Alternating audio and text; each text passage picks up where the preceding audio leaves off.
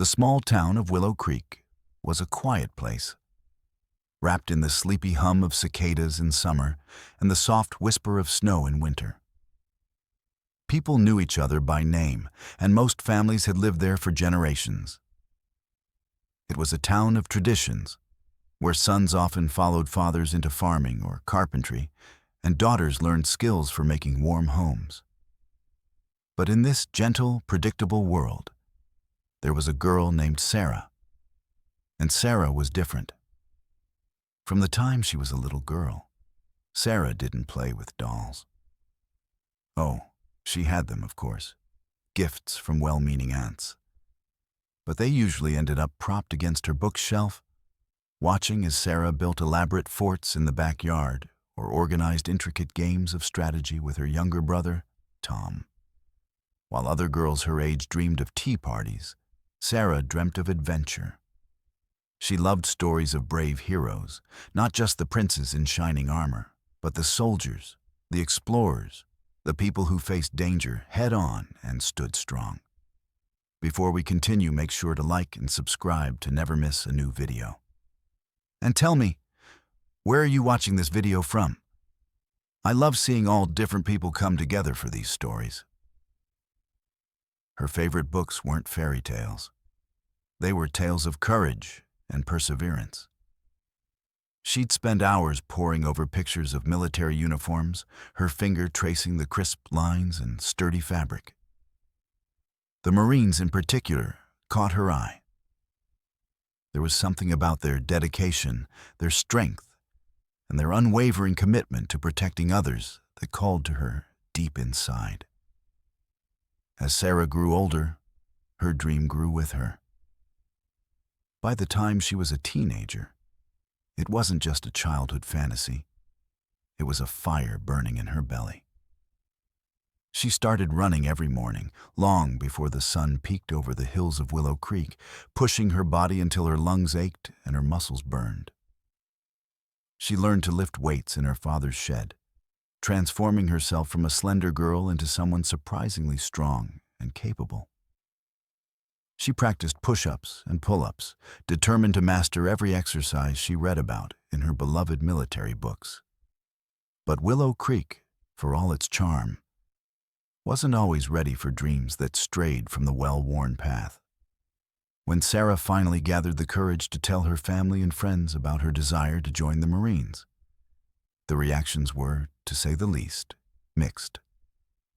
Her grandmother, a kind woman with soft hands, patted Sarah's arm and said, "Oh, darling, isn't that a bit much? Why don't you think about becoming a teacher, or perhaps a nurse? You'd be so good at caring for people." The unspoken words hung in the air. Girls don't do that kind of thing. Her father, a man of few words but strong opinions, grunted. "The Marines? That's no place for a girl, Sarah. It's rough, dangerous. You're better off here, safe." He meant well, she knew, but his words felt like a heavy stone in her heart. Even some of her school friends, who usually admired her adventurous spirit, looked at her with polite confusion. "Are you serious, Sarah? All those tough guys? You don't belong there," one of them said, a flicker of genuine concern, but also a hint of doubt in her eyes. It's a man's world, you know. These comments, these soft warnings and firm declarations, started to pile up like small stones in her path. Everywhere she turned, it seemed someone had an opinion about where she should be. And it was never in a military uniform, carrying a heavy pack or standing tall alongside fierce warriors. She heard it at the local diner from Mr. Henderson, who always served her a milkshake with an extra cherry. "You're a pretty young lady, Sarah. Don't go off getting yourself hurt in the big world. Stick around here, marry a nice boy."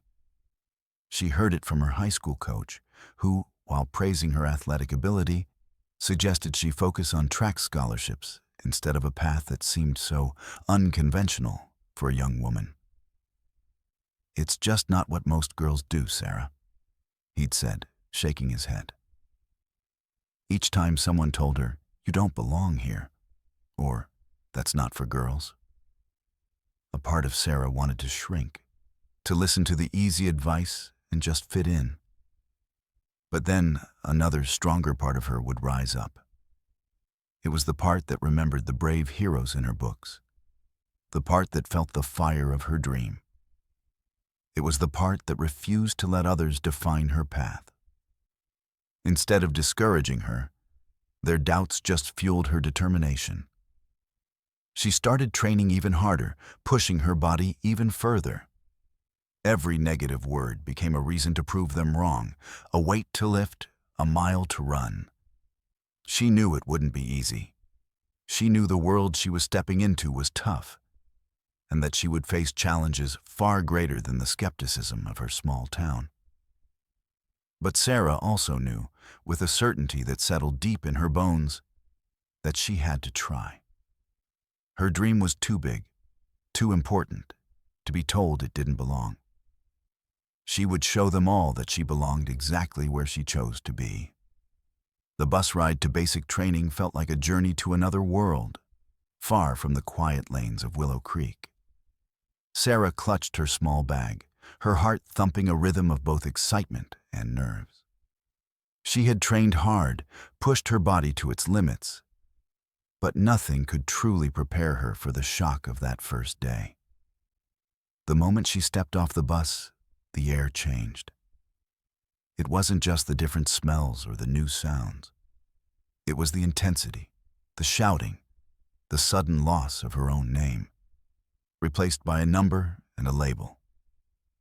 Life in basic training was a whirlwind of early mornings and late nights, of constant movement and endless instructions. Every day was a test, a challenge to her body and her mind. She ran miles with heavy gear, crawled through mud under barbed wire, and learned to carry her own weight, and sometimes the weight of others.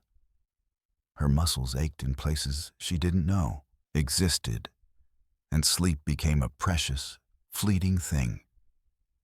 But the physical hardships, while immense, were only one part of the struggle.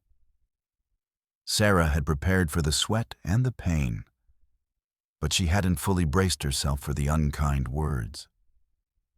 She was one of only a few girls in her training group, and from day one, it was clear that some of her male peers, and even a few of the instructors, weren't happy about it.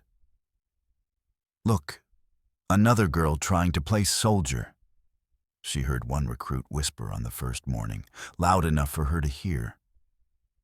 Another time, during a particularly tough obstacle course, a large recruit named Miller scoffed. "You're just going to slow us down, aren't you, Princess?" Sarah tried to ignore them, to let the words roll off her back like water. She focused on the task at hand, on keeping up, on proving herself through action rather than argument. But it was hard. Every time she stumbled, every time she paused to catch her breath, she felt their eyes on her, waiting for her to fail, ready to say, "I told you so." One afternoon, during a long march, her boots, still new and stiff, began to rub painfully. A blister formed, then another, making each step a fiery ordeal. She gritted her teeth, refusing to limp, refusing to show weakness.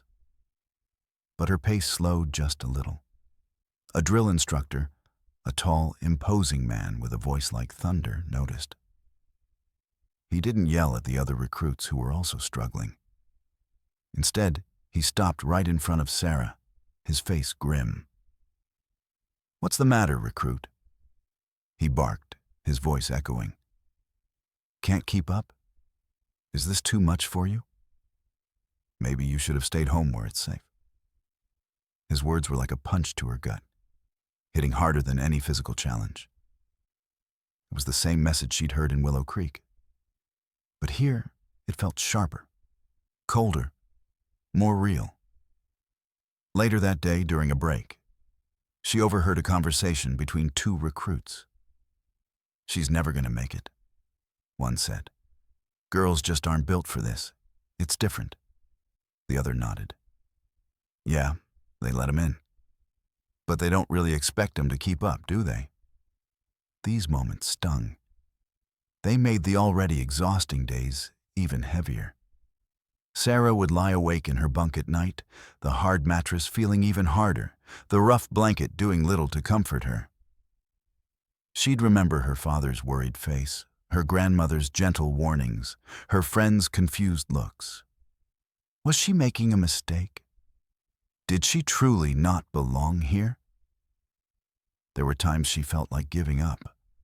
The physical pain was constant, and the emotional weight of being constantly doubted, constantly judged, was almost unbearable. During a rifle drill, she fumbled a reload, her fingers stiff with cold and fatigue. Another instructor, a woman, but one who seemed to have little patience for any perceived weakness, snapped. "You call that a reload, recruit? You're going to get yourself killed out there and someone else with you. Focus." Even when she did well, it sometimes felt like her achievements were overlooked or downplayed. If she finished a run quickly, it was because she was light. If she performed well in a drill, it was luck.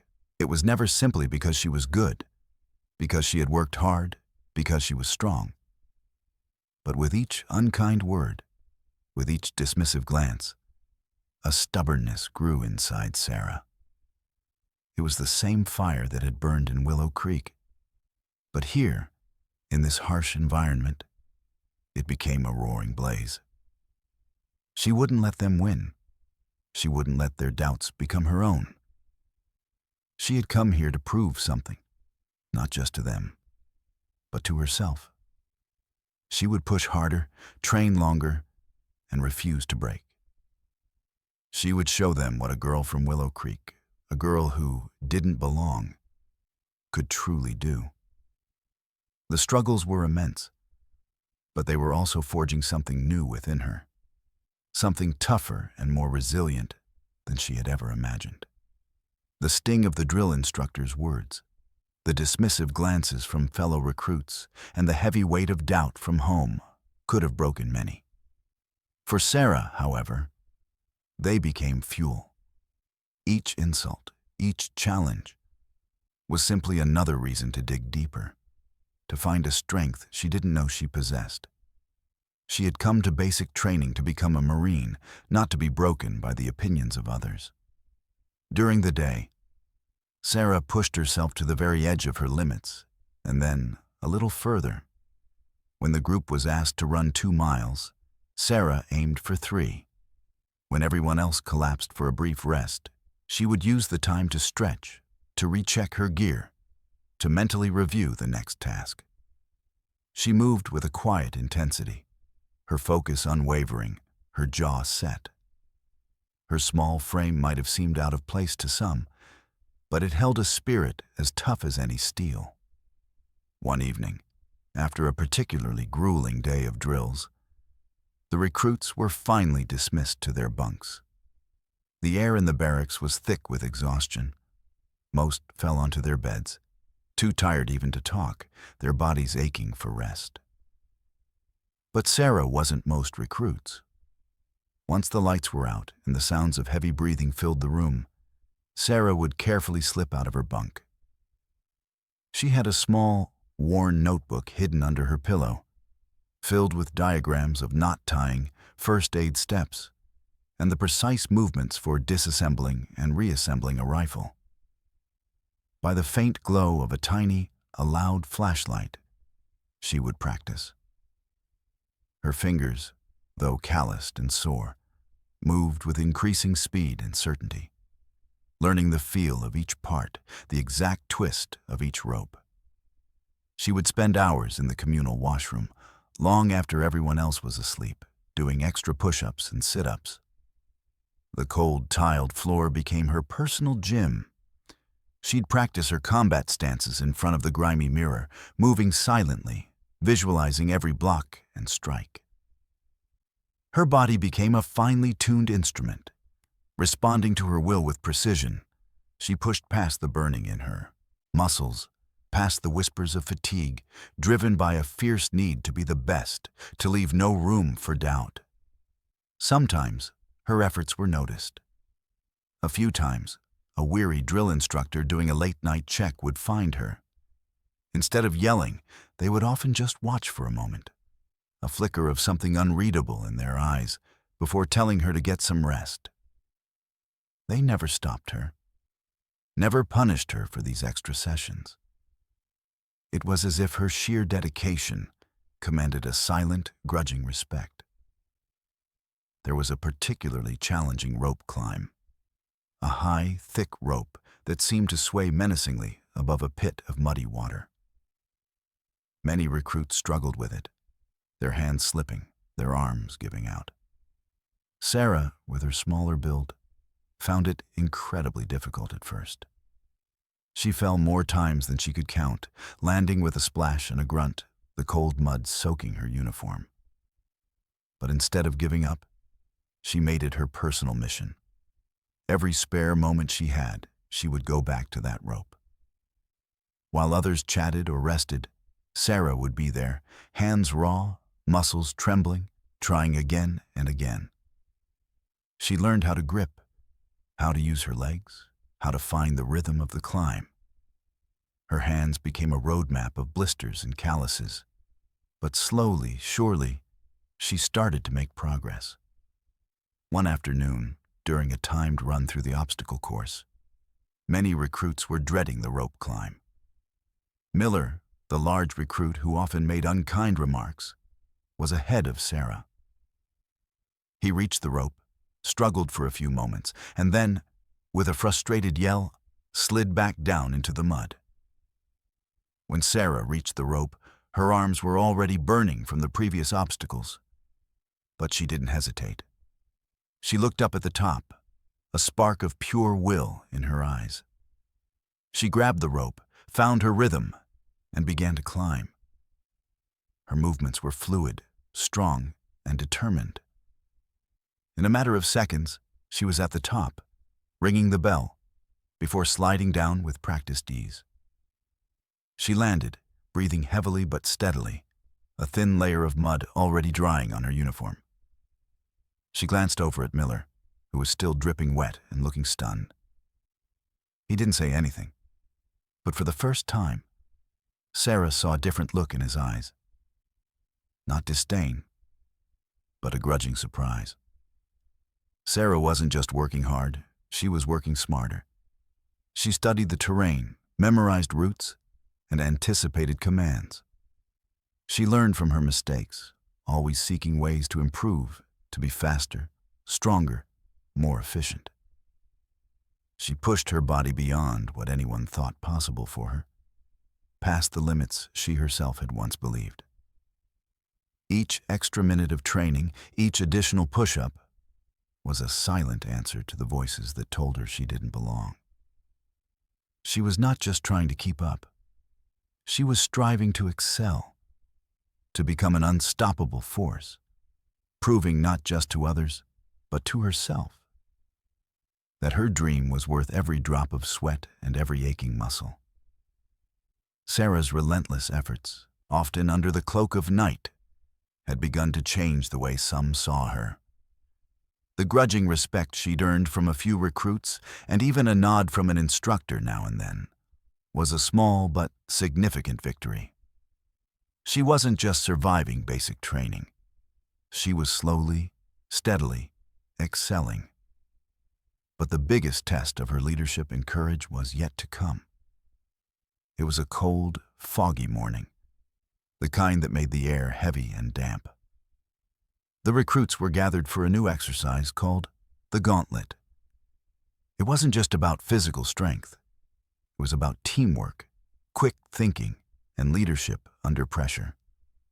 Their task was to move a series of heavy crates across a wide, muddy trench using only a few ropes, planks of wood, and their wits. The catch: the trench was too wide to jump, too deep to wade, and supposedly filled with toxic water. Time was against them, and a tough drill instructor, Sergeant Stone, watched with eagle eyes ready to penalize any mistake. Sarah was assigned to a team with 5 other recruits, including Miller, the large recruit who had once called her Princess. The team was a mix of personalities, some strong, some quiet, but none seemed to naturally step forward as a leader. The air was thick with tension, not just from the cold, but from the unspoken fear of failure. Sergeant Stone blew his whistle, a sharp, piercing sound that cut through the fog. "All right, team. You have 15 minutes to get those supplies across. Go!" Chaos erupted almost immediately. One recruit, Ramirez, grabbed a rope and tried to swing it across, but it fell short, landing with a splish in the murky water. Another, Jensen, started yelling ideas, but none were complete or practical. Miller, usually quick to take charge with brute force, just stood there looking at the problem with a furrowed brow, clearly stumped. The crates were heavy, too heavy for one person to lift, and the planks seemed too short. "Come on, people, move!" Sergeant Stone's voice boomed. "Tick-tock. Do you want to spend all day in this fog?" The team tried a few more things. They tried to tie 2 ropes together, but the knot wasn't strong enough and slipped apart. They attempted to balance a plank, but it wobbled dangerously, threatening to send a crate tumbling into the toxic mud. Frustration began to set in.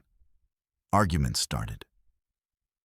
"This isn't going to work," Jensen yelled, throwing his hands up. "We need a longer rope," Ramirez grumbled, kicking at the mud. "Just push it," Miller finally suggested. But it was clear that pushing the heavy crate into the mud was not a good solution. The team was falling apart. Each recruit was trying to solve the problem individually, or just complaining instead of working together. The precious minutes were ticking by, and they hadn't even moved the first crate. Panic was starting to creep in, making their movements clumsy and their thoughts muddled. Sarah watched it all, her mind racing. She saw the heavy crates, the slippery planks, the 2 short ropes. She saw the confusion and the rising anger in her teammates' faces. She remembered all those late nights practicing knots, all those hours studying diagrams of leverage and simple machines. She had to do something. She looked at Sergeant Stone, who stood with his arms crossed, a stern expression on his face, clearly expecting them to fail. He wasn't offering help. He was observing their breakdown. This wasn't just about moving crates. It was about finding a leader, about working as a unit. Her heart pounded, but a calm determination settled over her. She knew she had ideas, but she also knew that if she just started barking orders, some of the recruits, especially Miller, might not listen. She had to choose her words carefully, act with confidence, and show them a way forward. The team was sinking, literally and figuratively, and someone needed to pull them out. The foggy air felt heavy with their collective failure, and the clock was relentlessly counting down. Sarah knew this was her moment to step up, not just for herself, but for her team. The air was thick with the team's growing panic, and the clock was ticking louder in Sarah's ears than Sergeant Stone's booming voice.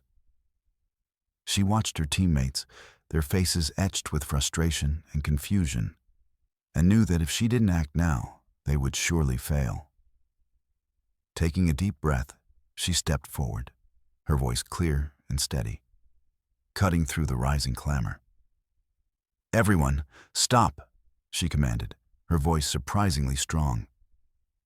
The other recruits, caught off guard by her sudden authority, paused their bickering and looked at her. Even Miller, who had been about to push a plank into the mud out of sheer exasperation, stopped and turned. "We're wasting time," Sarah continued, her eyes sweeping over each of their faces. "Yelling isn't going to move these crates. Let's think." She gestured towards the trench and the materials. "We have short planks, short ropes, and heavy crates. We can't throw them, and we can't just push them. She walked quickly to the edge of the trench, examining the muddy banks and the width. Then she looked at the planks. They were indeed too short to span the gap on their own. But she remembered something from her late-night studies, a diagram about how simple machines could make hard tasks easier.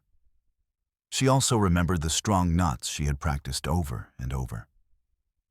"Okay, listen up," Sarah said, her voice gaining confidence as her plan formed. "Ramirez, give me your rope. Jensen, you and Miller, help me lift this first plank." There was a moment of hesitation. Miller, especially, looked like he wanted to argue, a shadow of his old disdain in his eyes. But the team was desperate, and Sarah's calm authority was a stark contrast to their own disarray. Sergeant Stone, from a distance, watched with an unreadable expression. "Now," Sarah urged, her tone firm. Miller, surprised, moved first, grabbing an end of the plank.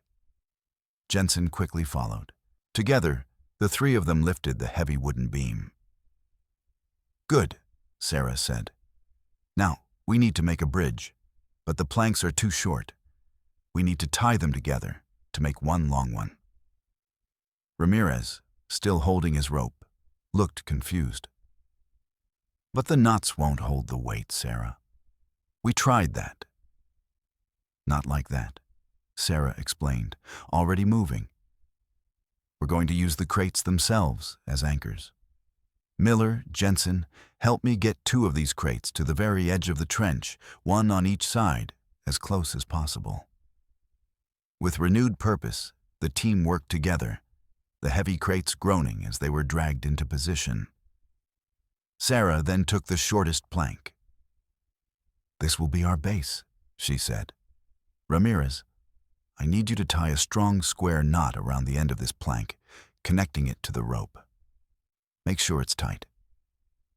Ramirez, a bit unsure, did as he was told, but Sarah quickly stepped in, her nimble fingers adjusting the knot, pulling it taut and secure. "Like this," she demonstrated, her hands moving with practiced speed.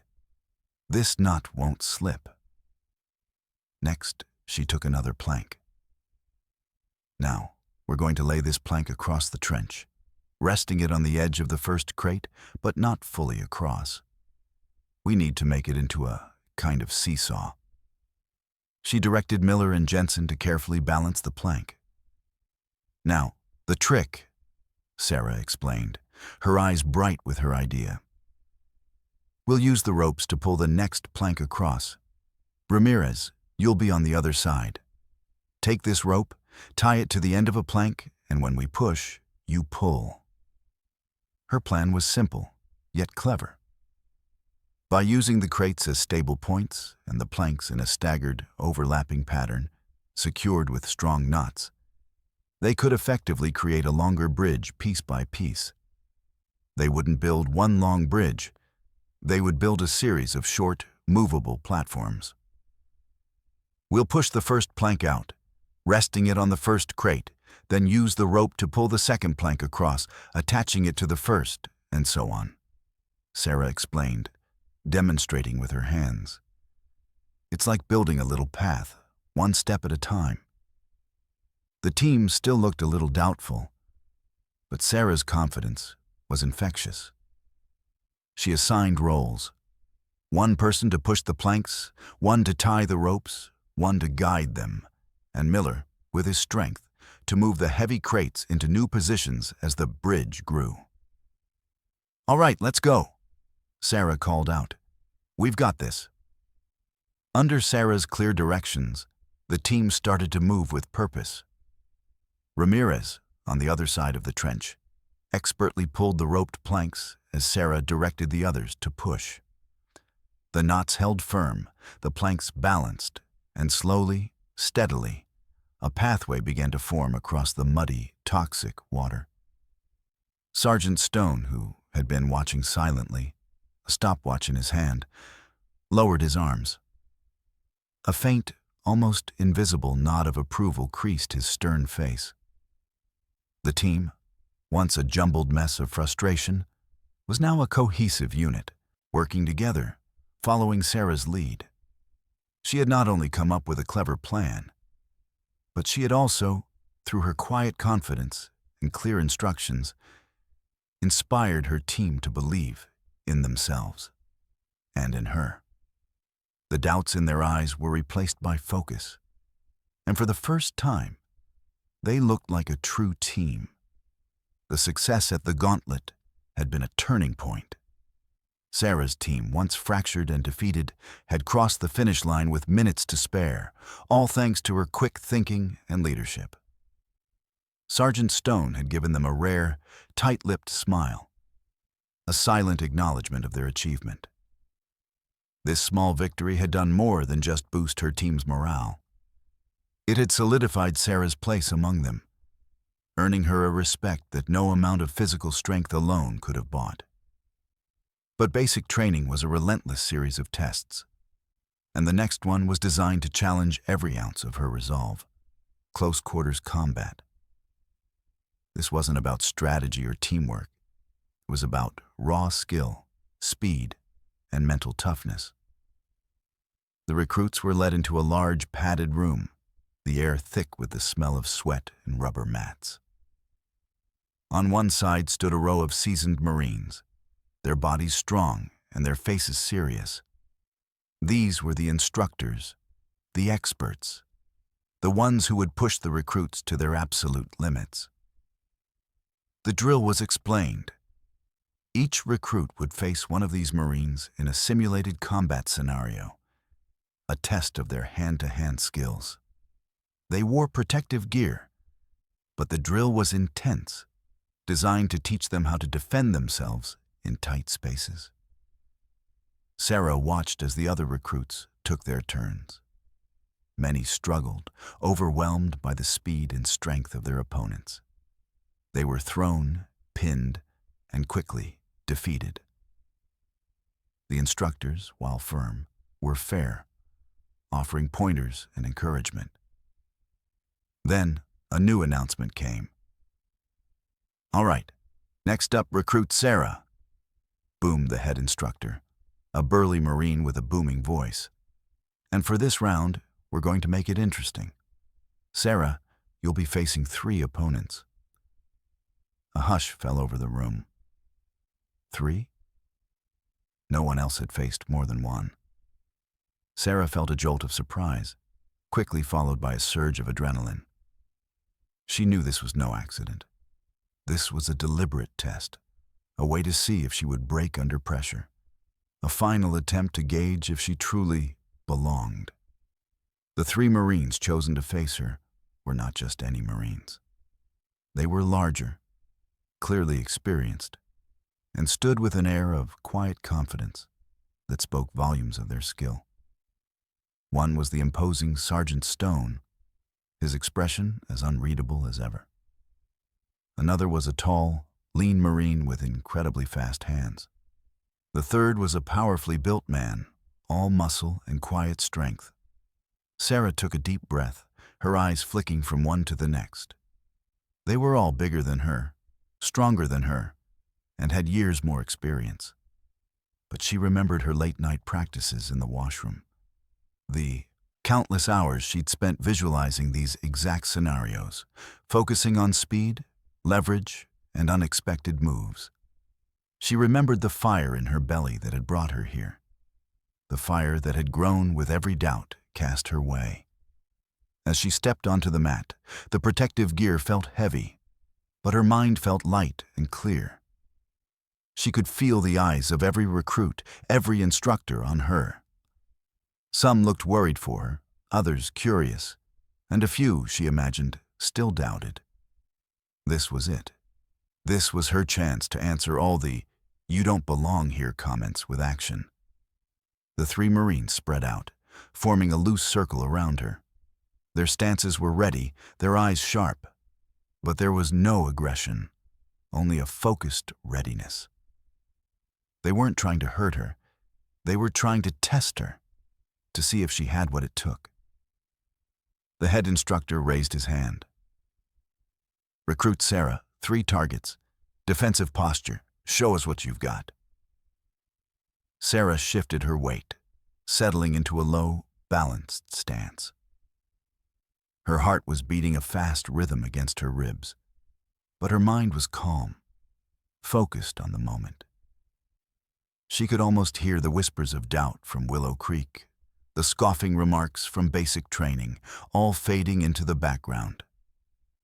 All that mattered now was the mat, the 3 Marines, and the next few seconds. This was where all her hard work, all her secret training, would either pay off or fall apart. She was ready to face them, not as a girl trying to play soldier, but as a warrior ready to prove her worth. The stage was set for an unforgettable display. The head instructor dropped his hand, and the padded room seemed to hold its breath. Sarah was a small figure against the 3 towering Marines, but her stance was steady, her eyes sharp. This was not a test of brute strength, she knew. This was a dance of wits, speed, and precision. The 12 seconds that followed would feel like an eternity to those watching, and a blur of instinct and trained movement for Sarah. Second 1-2. The tall, lean Marine with fast hands moved first, a blur of motion aiming for her center. Sarah didn't block. She evaded. A quick sidestep, a movement so fluid it was almost invisible, left him swinging at empty air. As he stumbled past, off balance, Sarah used his own momentum against him.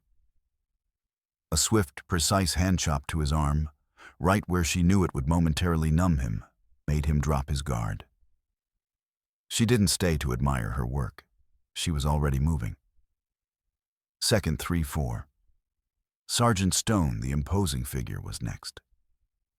He moved with a practiced, powerful lunge, aiming to grab her.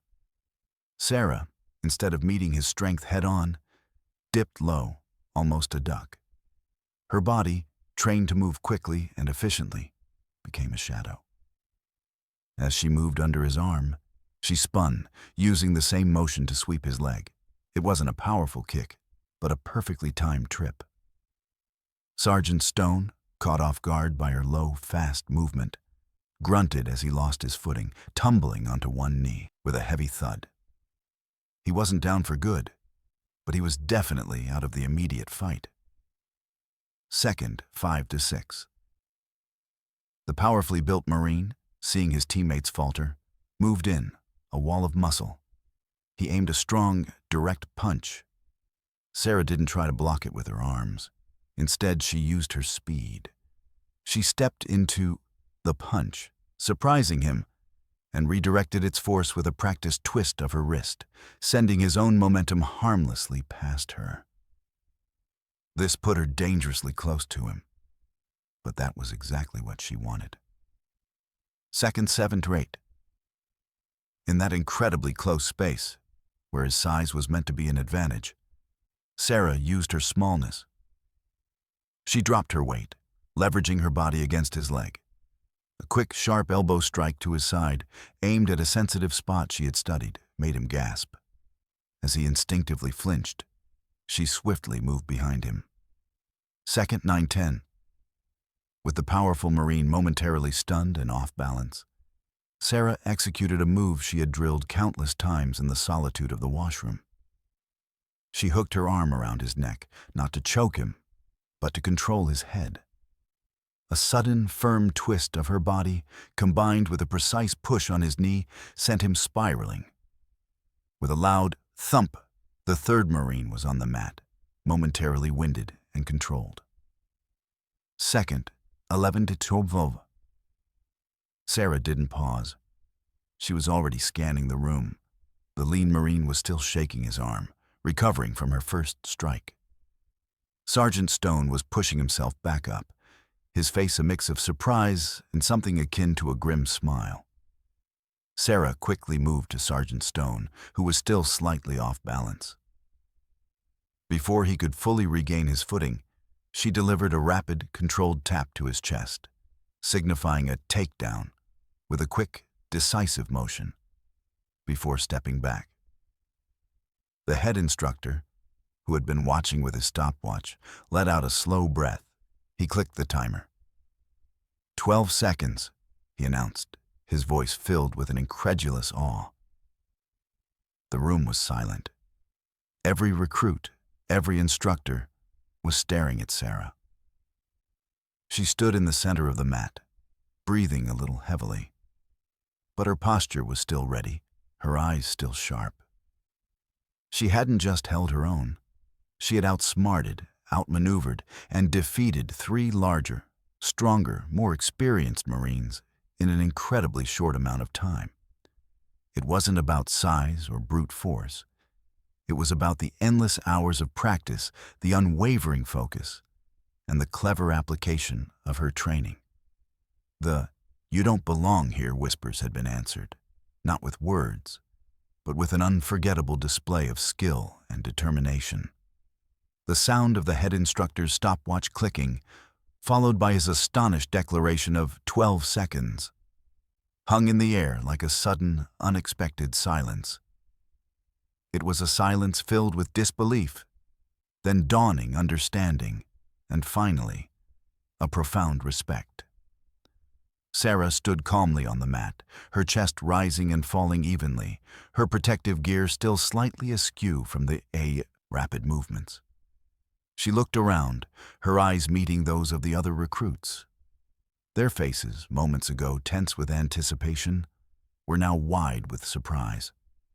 Jaws hung open, eyes were unblinking, and a few recruits even nudged each other, as if to confirm they had truly seen what they thought they had seen. Miller, the recruit who had once dismissed her as princess, stood near the edge of the mat, his mouth agape. The usual sneer was gone, replaced by a look of utter astonishment. He slowly shook his head, a silent acknowledgement of what he had just witnessed. Ramirez, Jensen, and the others from her gauntlet team shared similar expressions, a mixture of pride and awe. They had seen her leadership, but this was a different level of skill entirely. Then Sarah looked at the 3 Marines she had just defeated. The lean Marine was still rubbing his arm, a slight wince on his face, but his eyes, as they met hers, held no anger. Instead, there was a flash of admiration. The powerfully built Marine, now fully back on his feet, nodded slowly, a genuine, if still surprised, smile beginning to form on his lips. And then there was Sergeant Stone. The imposing drill instructor, who had watched her struggles, questioned her presence, and now had faced her in combat. He pushed himself fully upright, adjusted his uniform, and walked towards Sarah. The room was still silent, everyone waiting to see what he would say, what he would do. Sergeant Stone stopped directly in front of Sarah. His usual stern expression was softened, just slightly, by a flicker of something new in his eyes. He didn't shout. He didn't even raise his voice.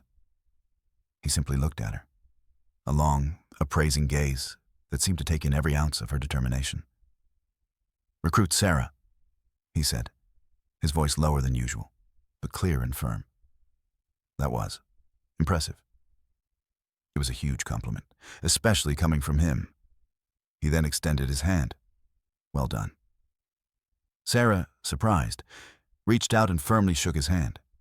His grip was strong, but for the first time, it felt like a handshake between equals, not between an instructor and a recruit. The head instructor then stepped forward, a wide grin spreading across his face. "All right, listen up, recruits," he boomed, his voice full of pride. "What you just witnessed is what happens when you train smart, when you push past your limits, and when you refuse to quit. Recruit Sarah just took down 3 experienced Marines in 12 seconds. That, recruits, is a Marine." A wave of murmuring, then a slow, building applause swept through the room. It wasn't just polite clapping. It was a heartfelt recognition. The other recruits were no longer looking at Sarah with doubt or skepticism. They were looking at her with genuine admiration, with a new understanding of what true strength and skill looked like, regardless of size or gender. The female instructors, who had often seemed to hold a tougher stance, now had soft smiles on their faces, their eyes gleaming with pride. It was a victory not just for Sarah, but for every woman who had ever been told she didn't belong. Sarah felt a warmth spread through her chest, a feeling far more satisfying than any medal or praise. It wasn't just that she had proven herself. It was that she had been seen. She had been seen not as just a girl, but as a Marine, a formidable warrior in her own right. The doubts and unkind words, once so heavy, now felt distant, replaced by the silent, powerful language of respect.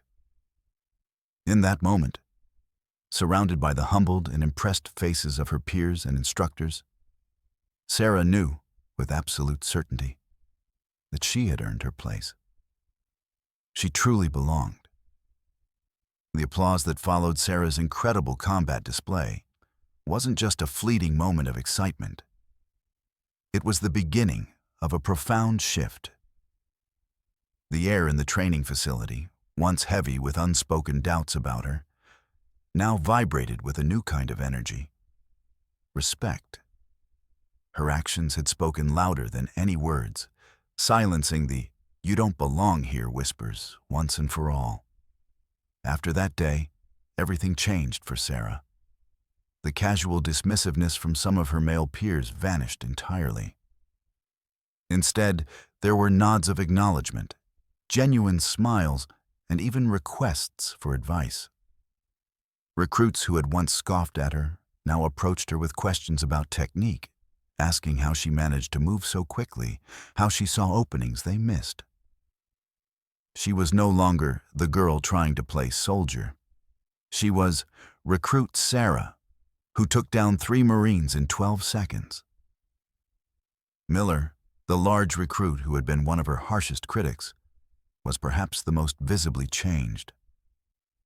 The day after the drill, he approached her during a meal break, his usual gruffness replaced by a hesitant respect. "Sarah," he began, a little awkwardly, "what you did yesterday, I've never seen anything like it. I was wrong about you. You're a true warrior." He even offered her his extra portion of dessert, a gesture of high esteem in the Spartan world of basic training. Sarah, accepting with a small, grateful smile, knew his words were sincere. The instructors, too, treated her differently. Sergeant Stone, who had once been her most severe critic, now addressed her with a subtle shift in tone, a hint of genuine esteem in his voice. He still pushed her hard, but it was the push of a mentor refining a promising student, not an instructor testing a doubted recruit. He would sometimes pause during drills, pulling her aside to offer specific, advanced tips, recognizing her unique abilities. "Your situational awareness is top-notch, Sarah," he once told her, after she expertly navigated a simulated ambush. "You see things before others do. Keep that sharp." The change was most clear during team exercises, where before Sarah might have had to fight to be heard or to implement her ideas. Now her suggestions were listened to immediately. Her teammates looked to her for guidance, trusting her judgment without question. She had earned their confidence, not just through her skills, but through her unwavering dedication and her willingness to step up when others faltered. This new level of acceptance extended beyond her immediate training group. Word of her incredible feat spread quickly through the base. Other platoons, other instructors, would sometimes stop to watch her train, a quiet curiosity in their eyes. She became a whispered legend, a testament to what was possible when talent met relentless effort. For Sarah, this shift wasn't about ego or proving others wrong in a boastful way. It was about belonging. The heavy feeling of isolation, the constant need to justify her presence, had lifted. She could simply be a Marine, fully accepted, fully respected, not despite her being a girl, but because of her undeniable capabilities. She found herself more confident, not just in her physical skills, but in her voice, her ideas, and her place in this demanding world. The doubts that had plagued her from Willow Creek, the unkind words that had stung during early training, now seemed like distant echoes. They had tried to hold her back, but instead they had forged her into something stronger, sharper, more resilient. Her journey was a powerful message to everyone, that true strength isn't always about who is the biggest or the loudest, but about who has the most courage, the most grit, and the most unwavering belief in themselves. Sarah had proven that she belonged, not by conforming to expectations, but by shattering them with her own unique brilliance. She was no longer just a recruit. She was an admired Marine, a leader, and an inspiration. The transformation in how Sarah was perceived was complete. The days of whispered doubts and dismissive glances were long gone, replaced by a deep, earned respect. This acceptance wasn't just a momentary triumph. It was the bedrock upon which Sarah built a remarkable career in the Marines. She graduated from basic training with top honors. Her name read aloud with a special commendation for her leadership and combat prowess. The graduation ceremony, a proud moment for all, felt particularly significant for Sarah. She saw her family in the crowd, their faces beaming with pride, no longer tinged with worry or confusion. Even Mr. Henderson from the diner, who had traveled from Willow Creek, wiped a tear from his eye, a silent apology for his past doubts. As Sarah moved through her military career, she continued to excel. She applied the same relentless dedication and intelligent approach that had defined her basic training. She sought out new challenges, volunteered for tough assignments, and constantly pushed herself to learn and grow. Her reputation for quick thinking, calm leadership under pressure, and exceptional combat skills only grew stronger. She became a specialist in close-quarters combat, often asked to instruct newer recruits, sharing the very techniques she had perfected in secret. It was a strange twist of fate to stand where her drill instructors once stood, now guiding young Marines, some of whom still held old ideas about who could or couldn't succeed. Sarah, however, never forgot where she came from. She remembered the sting of being told, "You don't belong here."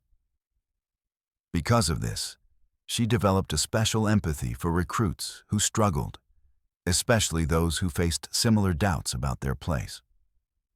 When she saw a young woman or a smaller recruit being underestimated, she would quietly pull them aside, offering encouragement and sharing her own story. "It's not about being the biggest," she would tell them, her voice firm but kind. "It's about being the smartest, the fastest, and the most determined.